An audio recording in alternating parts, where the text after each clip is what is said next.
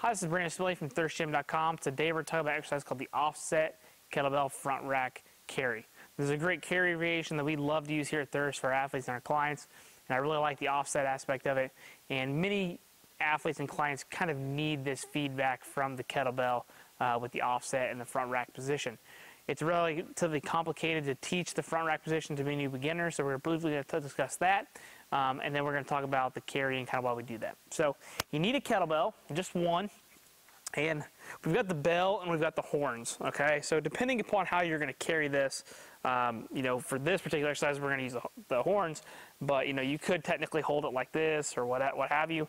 But we're going to put our hands through the horns so that the meat between our thumbs and our index is at the corner of the horn.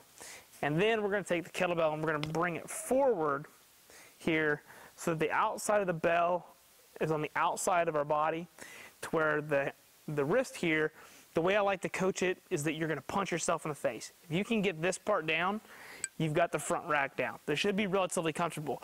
If you've got a really small kettlebell, sometimes it sits a little here on your wrist, but otherwise once you start getting about a 15 or 18, 20, 25 pound kettlebell, usually your hand should go right through it, no problem. It's going to sit right here.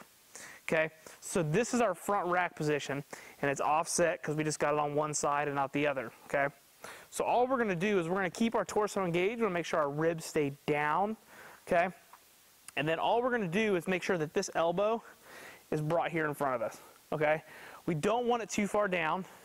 We don't want to crank up through extension, okay? This does no good, not only for the training effect, it honestly just makes my anterior delt tired. And we're not after the delt training aspect, so anybody that tells you that, they don't know what they're talking about. This is an abdominal, trunk, ribcage positional exercise. It's great for upper back strength. It's not a shoulder exercise, okay? So we're going to take this, we're going to bring it around front, make sure my elbow's pointed forward. I should feel a little bit that my shoulders have to do some of the work, obviously, because, it's up, but it's not a shoulder exercise, so I want to make sure I clarify that. We're going to bring this forward so we get our serratus involved, and then we make sure our ribs are down and we're good, and then all we're going to do is we're basically just going to walk. Okay, so we'll just walk back and forth, turn however you want, doesn't really matter. There we go. So, really simple to do once you figure out how to hold a kettlebell and you get that front rack on that one side.